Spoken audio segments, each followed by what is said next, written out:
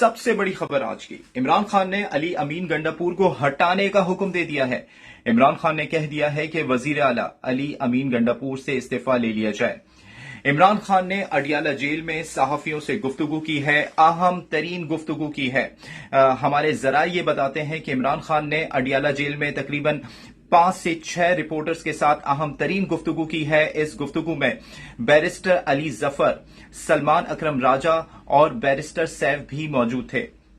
इमरान खान ने इस गुफ्तगू के आगाज में कहा कि खैबर पख्तूनख्वा में दहशतगर्दी का एक बड़ा वाकया हुआ है, जिसमें इस दहशतगर्दी के वाकये में एक कर्नल, एक मेजर समेत दीगर 9 जवान भी शहीद हो गए हैं। इमरान खान ने इस वाकये पर अफसोस का इजहार किया है।